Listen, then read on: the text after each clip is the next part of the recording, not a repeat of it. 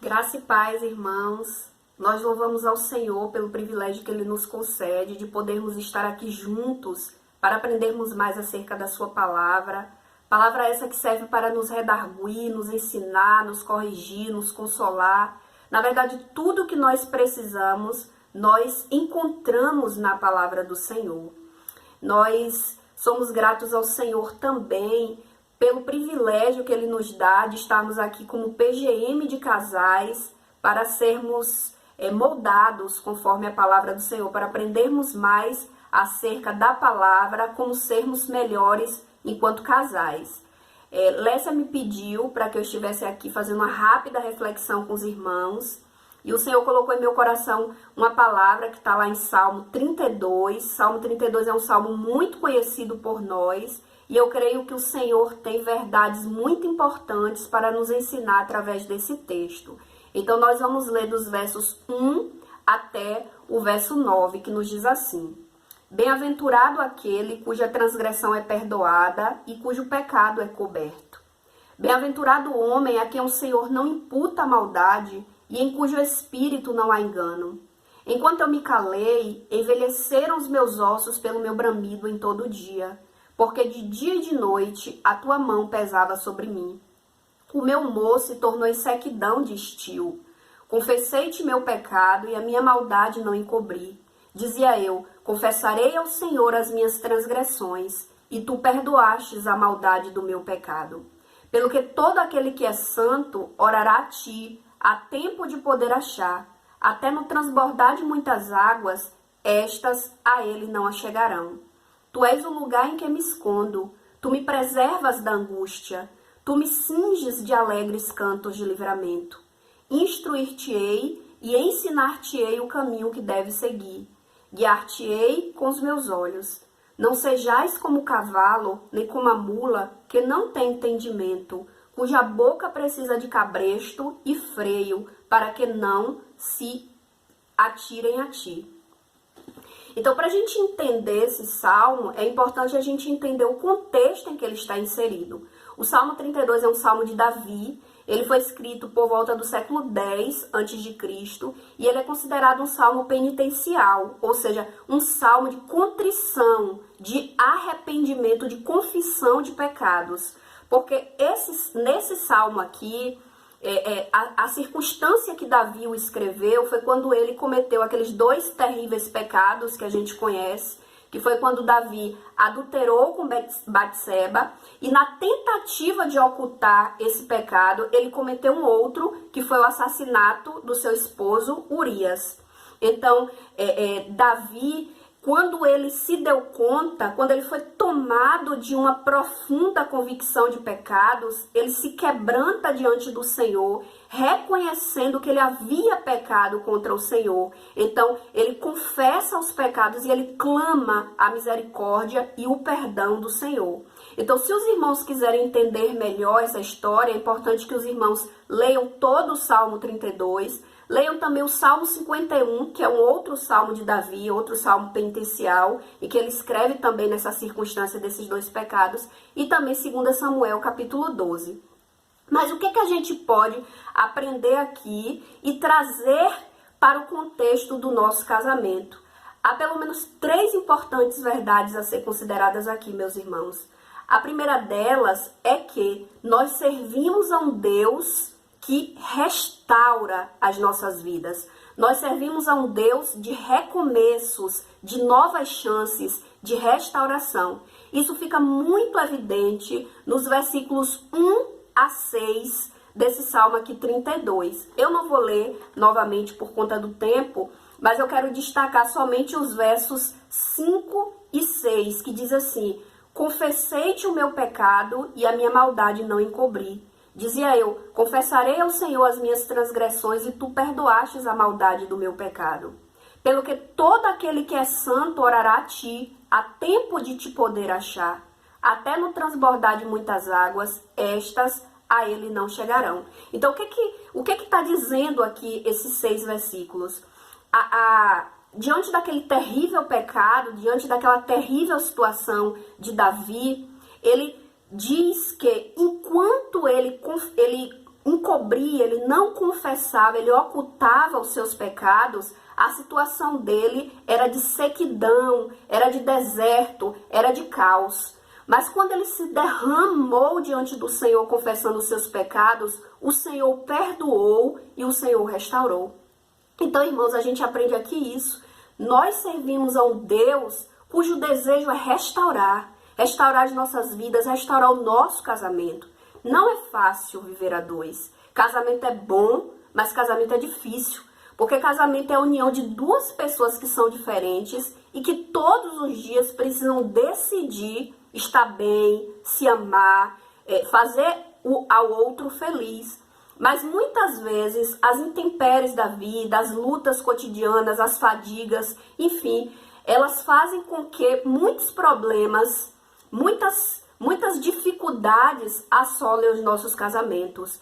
E quando a gente olha ao nosso redor, a gente vê quantos casamentos têm sido atacados por tantos problemas. São problemas de adultério, problemas de tantas coisas, falta de comunicação, falta de carinho, falta de diálogo. Muitas vezes a rotina esfria o sentimento. Mas, queridos, o que a gente aprende aqui é que não importa as dificuldades que nosso casamento tem enfrentado, se nós nos derramarmos diante do Senhor, se nós clamarmos a Deus, se nós lançarmos sobre Ele todas essas dificuldades, todos esses desertos, Ele tem poder para restaurar, Ele tem poder para vivificar, Ele tem poder para fazer com que recomece, tudo volte a ser como dantes. Então, queridos, hoje é tempo de nos humilharmos diante de Deus, porque precisamos entender a importância de um casamento edificado no Senhor. O casamento, irmãos, é o núcleo da família. Se o casal não está bem, muitas vezes isso respinga nas demais relações. Muitas vezes isso desestabiliza os filhos, desajusta as relações de toda a família. E se a família não vai bem, a igreja não vai bem, a sociedade não vai bem. Então, como casais que servem ao Senhor, precisamos buscar no Senhor, estar ali quebrantado, com o espírito quebrantado, nos humilhando diante de Deus e clamando a Ele dia após dia, ajuda, restauração, reavivamento das nossas relações. Uma segunda verdade que nós aprendemos com esse texto é de que o nosso Deus, Ele é o nosso refúgio e o nosso esconderijo. Veja se não é isso que diz o verso 7. Tu és o lugar em que me escondo, tu me preservas da angústia, tu me cinges de alegres cantos de livramento. Ô irmãos, nós temos vivido dias terríveis, dias em que o inimigo tem se levantado e tem tentado desfazer todas as bases do casamento. O que é certo do ponto de vista bíblico, o inimigo tem tentado colocar como se fosse errado. E são muitas vozes, e precisamos entender que no Senhor nós encontramos o alicerce, a verdade. A gente tem onde se pautar para ter um casamento sólido, para ter um casamento feliz, um casamento que agrada ao Senhor, um casamento próspero. Então, irmãos, quando a gente traz isso para a prática cotidiana, a gente precisa entender que o casal precisa cotidianamente, diariamente, se prostrar, se colocar, buscar do Senhor esse esconderijo. Precisamos, irmãos, valorizar e entender a importância do culto doméstico. Culto doméstico é um momento que a gente pode, como família, como casal, se derramar diante de Deus, adorando, clamando a Ele que nos atraia todo o tempo para Ele, como família, como casal. Precisamos, queridos, dar no nosso casamento centralidade à palavra do Senhor.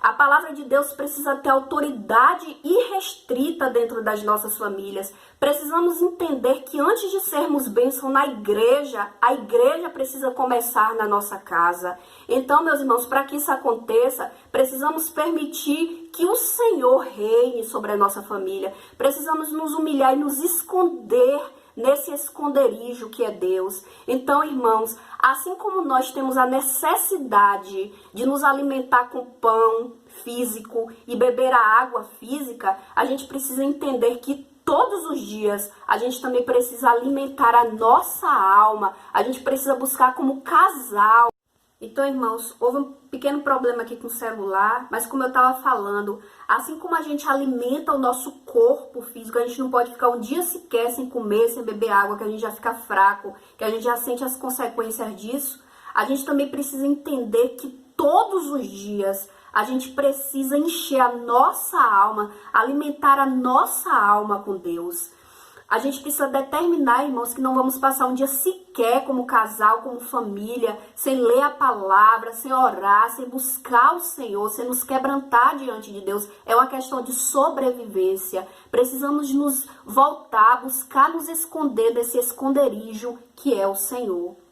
E uma última verdade que a gente pode aprender desse texto, amados, é de que nós precisamos pôr em prática os princípios bíblicos acerca do casamento. Vejam se não é isso que está contido nos versículos 7 e 8, que dizem assim: instruir-te-ei e ensinar-te-ei o caminho que deves seguir.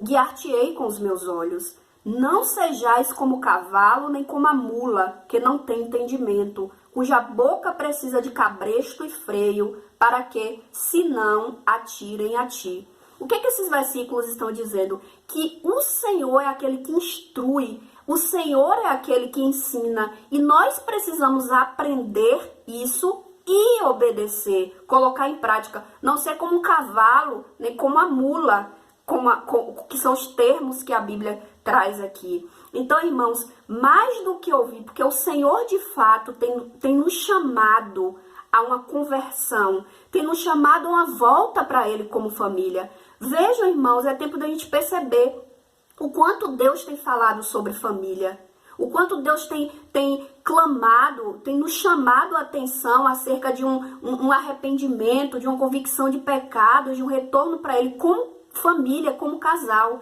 E é como a Bíblia diz: quem tem ouvidos ouça o que o Espírito diz à igreja. Mas não é somente o reconhecer que estamos errando, que estamos sendo negligentes, que a palavra tem perdido a centralidade no nosso casamento, que muitas vezes nós temos sido mornos espirituais, frios espiritualmente. Mas mais do que reconhecer isso, é tempo da gente mudar de atitude. Se a Bíblia diz que nós devemos, como esposas, sermos submissas aos nossos maridos, se a Bíblia diz que, como esposos, nós devemos amar as nossas esposas de forma sacrificial, enfim, o que a Bíblia diz, traz como princípio, né, para o casamento, mais do que conhecê-los, amados, nós temos que pôr em prática. É tempo de arrumarmos, de voltarmos para o Senhor. É como diz lá Lamentações 5, é tempo de nos converter ao Senhor. Converter, mudar de direção. Se nós estamos caminhando, tomando atitudes que nos levam para determinadas direções que não agradam ao Senhor, é a gente mudar as práticas, é a gente voltar para o Senhor.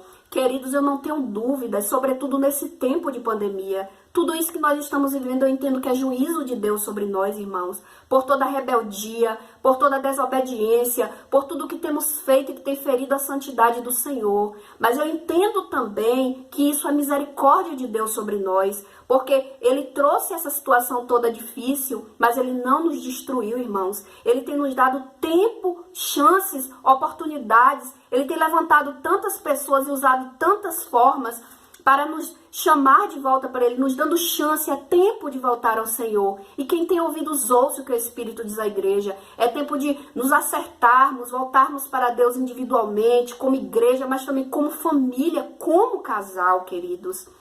Então, que o Espírito Santo de Deus complete a sua palavra em nosso coração. Que o Espírito Santo nos ajude, queridos, a colocar em prática tudo aquilo que nós estamos ouvindo, temos visto e ouvido, como diz a palavra. Então, que Deus nos abençoe e que o Senhor fortaleça os nossos casamentos e que todo dia nos atraia para Ele e que nossos casamentos estejam firmados e edificados na palavra do Senhor. Deus nos abençoe, meus irmãos.